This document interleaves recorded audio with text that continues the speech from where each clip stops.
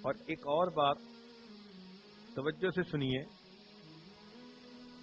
کہ انسان جب تربیت کرنے پہ آتا ہے تو جنگلی جانوروں کی بھی تربیت کر دیتا ہے.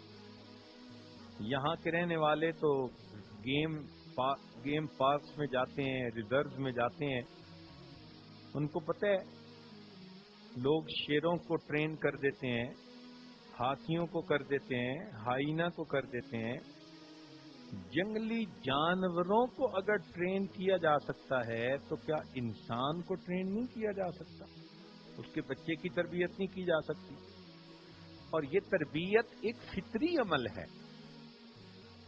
یہ نقطہ بھی ذہن میں رکھیں کہ ماں باپ کے لیے اولاد کی تربیت کرنا ایک فطری عمل ہے. ہر جاندار ماں باپ اولاد کی تربیت کرتے ہیں. آپ نے سنا ہوگا کہ شیر کے جب بچے قبض پیدا ہوتے ہیں تو شیرنی ان بچوں کے ساتھ کھیلتی ہے، دوڑتی ہے، ان کو شکار کرنا سکھاتی ہے. اب دیکھو ماں ہے، اولاد کی تربیت کر رہی ہے.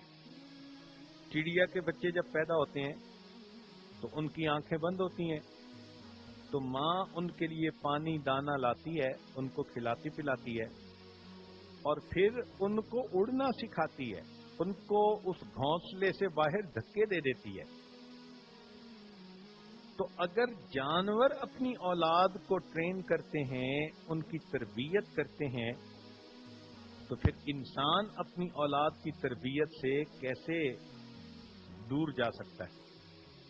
تو یہ ماں باپ کی ذمہ داری اپنے بچوں کی اچھی تربیت کریں. جو غیر مسلم ماں باپ ہوتے ہیں ان کی تربیت میں اور مسلمان ماں باپ کی تربیت میں ایک فرق ہوتا ہے. غیر مسلم ماں باپ اپنی اولاد کی فقط دنیا بناتے ہیں اور مسلمان ماں باپ اولاد کی دنیا بھی بناتے ہیں اور اولاد کی آخرت بھی بناتے ہیں. اسی لیے کنز العمال کی حدیث ہے کہ باپ کی دعا اولاد کے حق میں اللہ رب العزت اس طرح قبول فرماتے ہیں جس طرح کسی نبی کی دعا اللہ اس کی امت کے حق میں قبول فرماتے ہیں.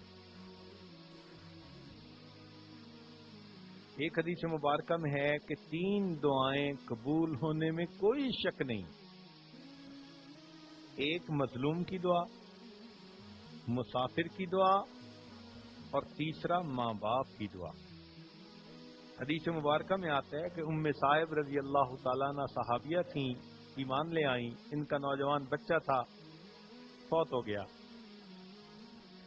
یہ اپنے بچے کے پاس آئیں اور ان کے پاس بیٹھ کے دعا کی، اللہ میں ایمان لے آئی اور میرے جوان بچے کو موت آ گئی، تیرے فیصلے اپنی جگہ سچ ہیں، حق ہیں، لیکن مجھے کافر لوگ یہ تانے دیں گے کہ تو نے بتوں کی پوجا کو چھوڑا، لات اور منات نے تیرے جوان بیٹے کو موت دے دی. اے اللہ مجھے کافروں کے اس تانے سے بچا اور میرے بیٹے کو ایک مرتبہ پھر زندگی عطا فرما. حدیث پاک میں آتا ہے اللہ تعالیٰ نے اس بچے کو دوبارہ زندگی عطا فرمائی. اور یہ تو مشہور واقعہ ہے کہ ایک بچہ جس کی بینائی نہیں تھی، ماں اس کے لیے رو کے دعا مانگتی تھی، اللہ اس کو بینا کر دے. ماں کا رونا اللہ کو اتنا پسند آیا کہ اللہ نے اس بچے کو بینائی عطا فرمائی اور وہ بچہ پھر ایسا بنا کہ اپنے وقت کا ایک محدث بنا جسے آج ہم امام بخاری رحمت اللہ علیہ کہتے ہیں.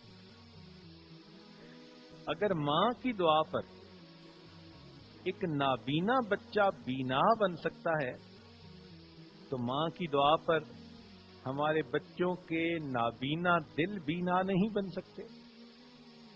اس لیے دعائیں بھی کریں، کوشش بھی کریں. ویڈیو کے نیچے سبسکرائب کے بٹن پہ کلک کریں، بیل کے آئیکن پہ کلک کیجیے تاکہ ہر نئی ویڈیو کی